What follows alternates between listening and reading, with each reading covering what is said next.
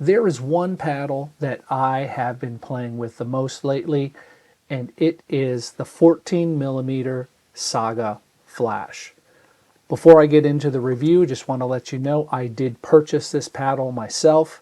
It is the 14 millimeter short-handled version of the Saga Flash. Let's give you some quick stats. It averages around 7.8 ounces. Now, mine came in at, I think, 7.9, and after I put the overgrip on it, it came out to about 8.1. The short-handled version has a swing weight of 109 and a twist weight of 6.1, and the long-handled version has a swing weight of 112 and a twist weight of 5.8. So not too much of a difference between the two models, no matter what handle you get. I think the biggest thing that you're going to notice is that the short-handled version is going to be a little bit lighter, not much, like 0.05 ounces, than the long-handled version. Okay, so for my first impressions of this paddle, the ball comes off the face. It's crisp, it's quick, but it doesn't bounce like crazy, which is good, because a lot like the 16 millimeter, you can really control the ball with this. Now, you're going to have a little bit of adjustment time getting used to dinking and not popping the ball up as much, but I think once you dial it in and you have that poppiness dialed in, you're going to be good to go. So as far as spin is concerned, I did notice that I was generating more topspin, and people that I was playing against noticed it as well, especially on my serves and my drives. Hard drives that I thought for sure were going to go long by about 2 or 3 inches stayed in by 2 or 3 inches. Serves that I thought were going to go long or go wide stayed in as well because of the amount of topspin I was able to put on my serves. The spin also helps at the kitchen line, so that when I'm dinking, if I want to get something aggressive, get some backspin on the ball, or even a little more topspin, which I'm working on, that helps as well.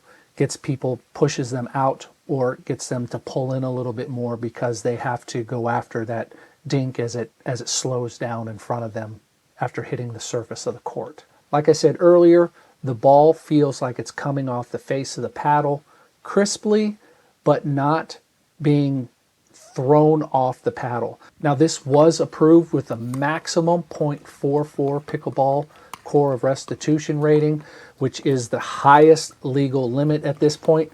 So I think next year this will not be allowed in tournaments, but I'm sure Vatic is going to address that and release a model that meets the specifications next year as well. Once I got used to the poppiness of the face compared to the 16 millimeter Flash, I was able to dial in my third shot drops and my dinks, and I felt comfortable at the line and comfortable dropping the ball on my thirds or my fifths. As far as power is concerned, just like the 16 millimeter Saga Flash, you're going to get out of it what you put into it.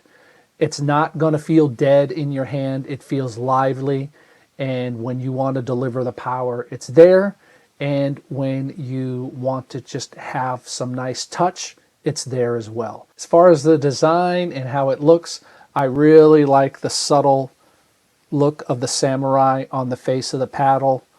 And I mean, compared to the 16 millimeter Saga, sure, it doesn't stick out as much, but it does differentiate it from the 16 millimeter version. And so that's something that I really like. Vatic always provides a high quality grip with their paddles.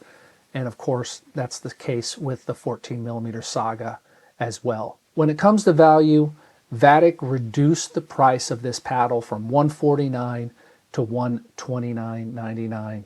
So with my code GenXDinks, you'll be able to get it for $120. You get that $10 off. Like all their other paddles, Vatic Pro Saga 14 millimeter Flash is an excellent paddle. It comes in their wide body Bloom version and also a V7 version if you're interested in those and checking them out. Unfortunately, I didn't have those to review. However, from what I've heard from other reviewers, they're performing just like this, just like you would expect. So, who is this paddle for? I'd say it's for the intermediate player and above. The face might be just a little too poppy for most beginners, but if you've started to develop your touch, I think this paddle will be great for you. That's it for this paddle review. I got another review of a very interesting paddle coming up here pretty soon, probably in 2 weeks. But until then, I think probably next week, I'm going to talk about a pickleball club that recently closed down here and kind of how it's affected the pickleball community. That's coming up next week. All right, that's it. Thanks for watching, and I'll see you out on the pickleball courts.